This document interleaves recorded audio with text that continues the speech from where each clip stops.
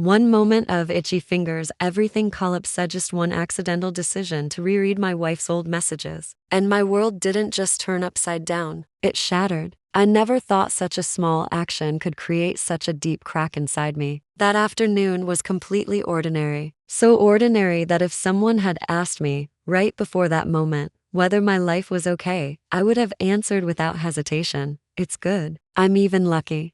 I have the kind of family many men dream of. My wife is gentle. She's not loud or flashy. She takes good care of our child, cooks well, talks to me just enough not too clingy, not too distant. We rarely argue. If we disagree, it's only about small things like what to eat or whether to visit her parents or mine on the weekend. I used to think my marriage was still water, calm, safe. That afternoon, she went to the gym. She forgot her phone at home and asked me to check a few apps that needed updating. I picked up the phone and did exactly what she asked. It should have ended there, but for some reason, when the screen lit up, I lingered a little longer. Maybe it was curiosity. Maybe it was male instinct. Maybe just an unconscious second of itchy fingers. I opened the messaging app. At first, I just skimmed. Conversations with friends, family, mom groups. Completely normal. Exactly the image of the wife I thought I knew. Then I noticed a strange group chat. The name had been changed. No profile picture. The last message was from years ago. I don't know why I tapped on it. If I had stopped there, maybe everything would have been different. The messages appeared. At first, I didn't fully understand. Jokes, laughing emojis, nicknames. But the further I scrolled, the clearer it became. A group of women were talking about men, not the usual playful teasing. It was detailed. Who was well-behaved, who had six-pack abs, who had stamina, who was one round or two. Some even listed things like achievements. They joked about skills, emotions, short-lived flings, and among them was my wife. Her name appeared more often than I wanted. Bold remarks, blunt comments, memories of nights when I didn't even exist in her life. As I read, my hands went cold. The first feeling wasn't anger, it was shock. The woman who cooks for me every day, the one who puts our child to sleep, the one who texts, "Are you home yet?" once lived in a world I had never imagined. It wasn't that she had loved other men. I know everyone has a past, but those lines were too specific, too vivid, too real. I began to imagine, and those imaginings suffocated me. I felt like someone who arrived late, standing in a room full of traces I had never known about. I scrolled further. The years before we met, before I appeared in any of her stories, and yet I still felt hurt. My logic tried to speak. That happened before you met her. She didn't cheat. She didn't hide anything, she just never told you. But emotions don't listen. I began asking irrational questions. Was I just the final choice? Was I only the safe harbor after she had experienced enough? Was I living with a version of her that had grown tired of fun and chosen stability? Those thoughts seeped into me like water through a wall, slow, but destructive. I replayed our memories, our wedding day, the first time she said she loved me, the nights we stayed up talking until late. Suddenly, a strange shadow fell over everything. I hated that feeling. I hated myself for reading, but I also couldn't unknow it. That evening, when she came home, I looked at her differently. She was the same as always, asked if I had eaten, told me about her workout, held our child, smiled softly. I wondered, how can someone change so much? Or maybe, she never changed. Maybe I just never knew enough. That night, I lay beside her, unable to sleep. I turned my back and stared into the darkness. I didn't know whether I was jealous of the men from her past, or afraid of something deeper. Maybe I was afraid I wasn't the first. Maybe I was afraid I wasn't special. Maybe I was afraid that the image of a woman who had been innocent from the beginning had never truly existed. But what kept me awake all night wasn't just those messages. It was the realization that I love her very much. And because I love her deeply, I hurt deeply. If I didn't love her, I could have closed the phone and treated it like an old story. But I love her, and I'm afraid of losing the sense of wholeness I once had. I'm afraid that from now on, every time I look at her, unwanted images will appear in my mind. I'm afraid of becoming a bitter man who uses the past as a weapon in every argument. I'm afraid I won't be able to look at her with the same fullness as before. And the most frightening part, I realize she may not have done anything wrong, but inside me, something has cracked. A belief? Or just an illusion? I don't know. I only know that after one moment of itchy fingers, I am no longer the same man from that ordinary afternoon.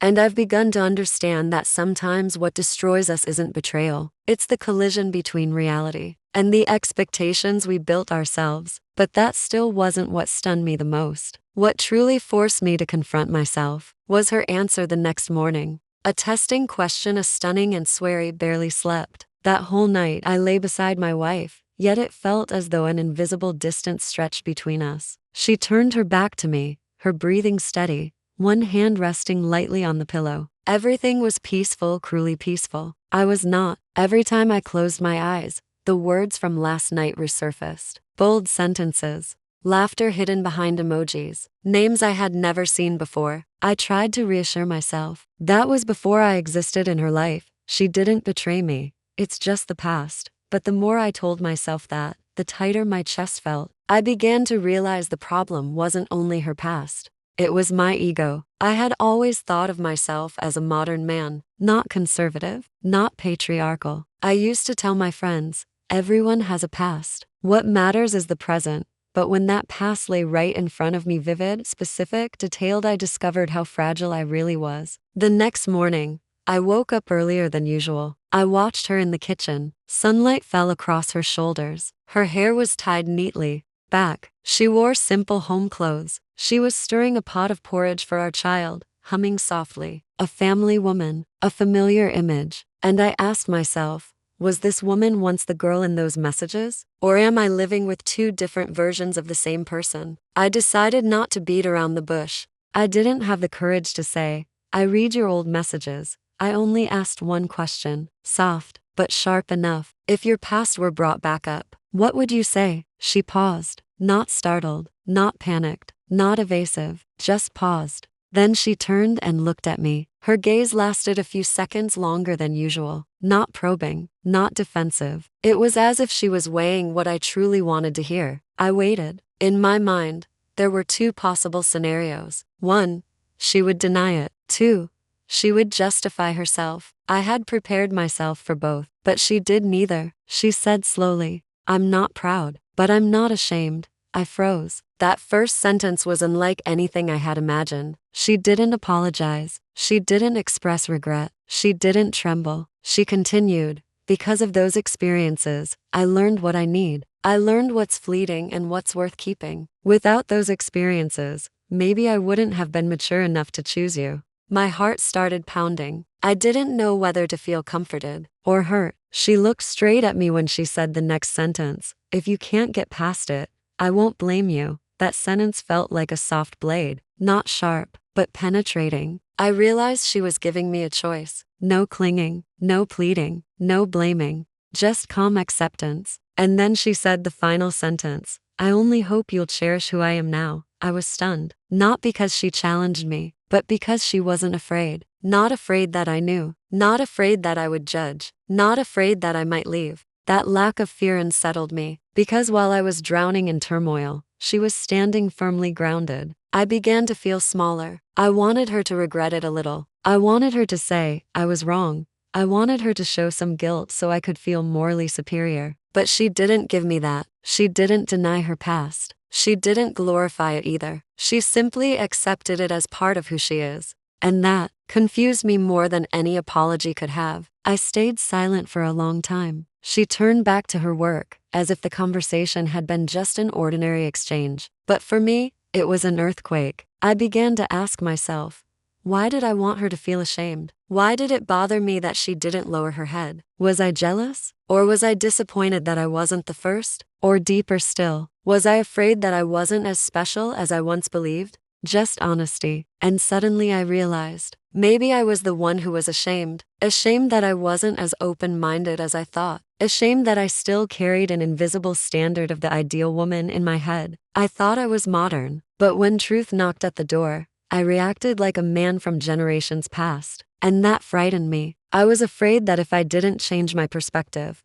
I would become the kind of man who brings up the past in every argument. I was afraid that one day, in anger, I would say something that would wound her deeply. I was afraid that this crack, if not handled properly, would quietly widen over time. And what haunted me the most was remembering the way she said, "If you can't get past it, I won't blame you." That wasn't letting go. It was respect. She didn't force me to accept it. She didn't force me to forget. She simply stood there with her past and said, "This is me, whole, not edited."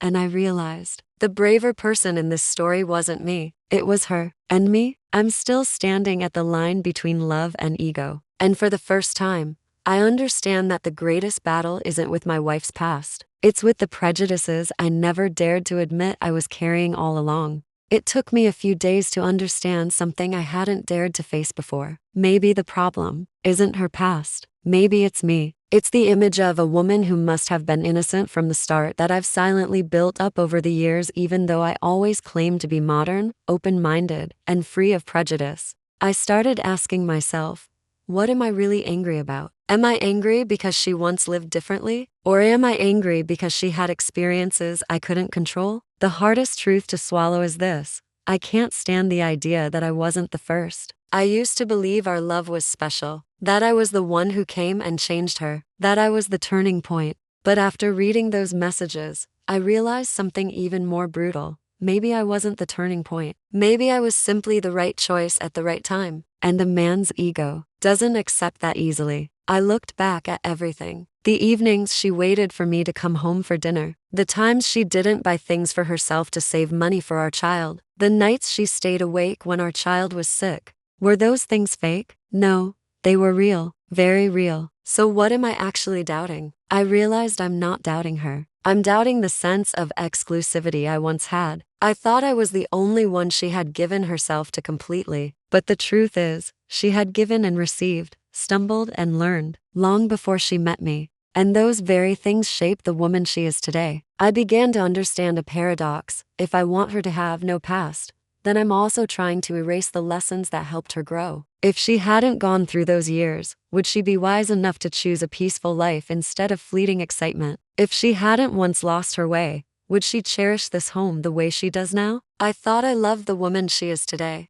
but deep down, I wanted a clean past to go with her. That's my contradiction. I want a mature person, but I don't accept the journey that made her mature. And that's what unsettles me the most. Not that she once lived differently, but that I have to confront my own small-mindedness. There are nights when I lie beside her and wonder, if tomorrow I confess that I've read everything, will she still look at me the same way? Will she be disappointed to know that the man she trusts isn't as generous as she thought? I used to think I was strong, but when faced with choosing between my ego and my family's happiness, I realized how fragile I am. I can keep those messages alive in my head. I can let them simmer, bring them up whenever I'm angry, remember them whenever I'm sad. I can hurt myself over and over again, or I can admit that her past does not threaten my present unless I allow it to. I'm starting to understand this. The woman sleeping next to me right now is not someone's flawed version. She is the result of everything she has lived through. And I, if I'm brave enough, can be the most beautiful chapter in her book. But that can only happen if I stop trying to tear out the pages that have already been turned.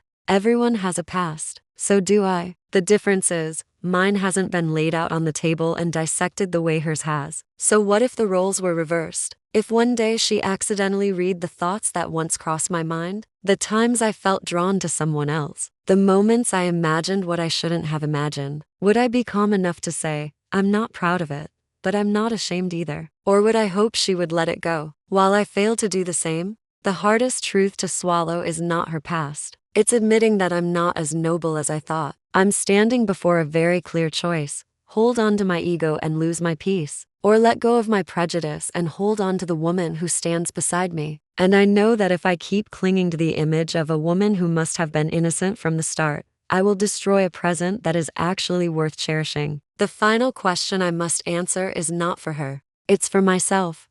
Who do I love? The woman who is building a family with me every day, or an illusion of perfection I've never even tested? Everyone has a past, but not everyone has the courage to face the prejudice within themselves. I'm still learning how to let go, not letting go of her, but letting go of my need to control what ended long ago. If you were in my place, would you move past it? Or would you let a closed chapter ruin a peaceful present? Be honest. Don't avoid the question. Sounds more like an excuse to justify a reckless past. Honestly, I'm shocked. Messages from before the relationship that are still kept until now. If she feels guilty, why not delete them? Why keep them? This kind of thing is everywhere in society now. It's not rare anymore. She matured through those mistakes. If she's a good wife and good mother now, you should appreciate who she is today. Feels a bit fictional. If she was talking like that while dating, only someone living recklessly would do that. A woman may have lived boldly in the past, but if she's now mature and devoted to her family, focus on the present. That scar in your heart won't fade easily, but learn to overcome it just like she overcame her past. Trust me, if you walk away over old stories, you might regret it later. Don't live stuck in the past, son. Lay down the sword and become a Buddha. Don't dig up the past of someone who has changed. Choose peace with the wife you married and your child. She didn't cheat. It was just past conversations among friends. Men also talk about all kinds of things when young, not just women. Don't let pride make things harder. Don't demand a perfectly modest past just because your wife is virtuous now. From what I read, it was just a chat group, not some organized scandal. Seems like you're blowing it out of proportion. When she was young, she may have liked exploring. Before belonging to anyone, that was her personal right, not illegal, not betrayal. After marriage, loyalty is what matters. If you're worried, observe how she lives now, not assume the past predicts the future. If doubt keeps eating at you, maybe get a DNA test for peace of mind.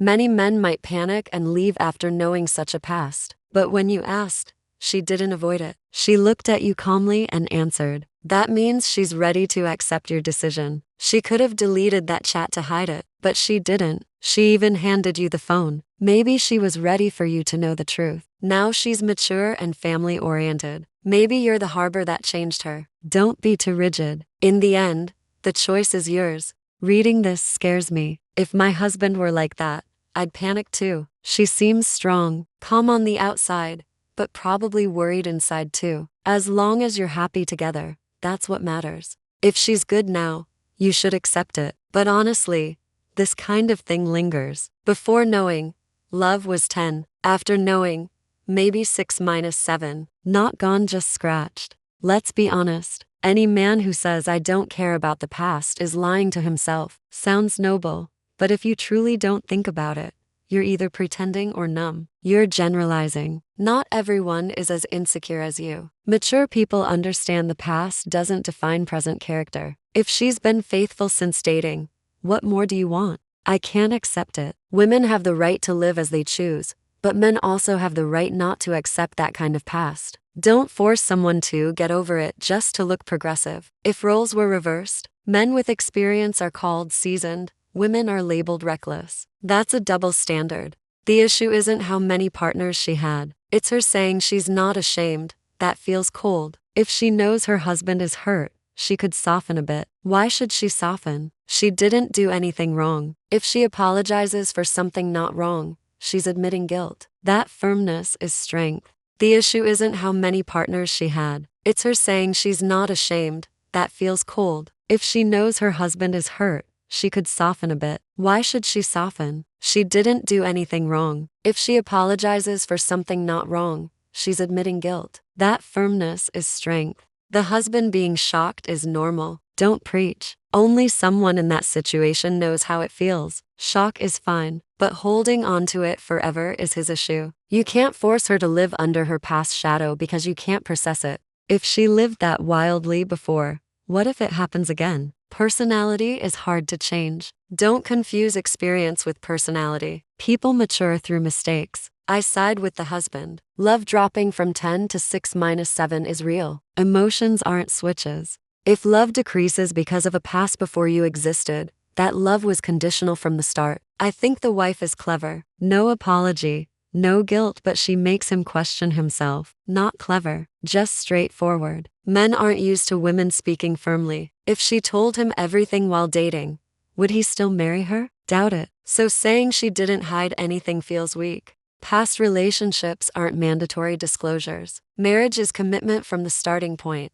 not a background check. This is male ego. Can't stand not being the first. Not just ego, it's shattered expectations. When you idolize someone then see a different past, it hurts. If it were me, I'd stay because she's good now. But healing would take time. There's no absolute right or wrong. Staying or leaving is personal. But if a finished past destroys a peaceful family, maybe the one most at fault isn't her. Legally, anything before marriage is private life. If there's no adultery during marriage, there's no legal violation. Law is one thing, morality another. You can't legalize a reckless past through law. Law doesn't legalize lifestyles, it protects personal freedom before marital obligations. Morality varies individually. Should couples fully disclose the past before marriage? If he wouldn't have married her knowing, isn't that lack of transparency? The law doesn't require disclosing number of past relationships. Legal honesty concerns marital status, assets,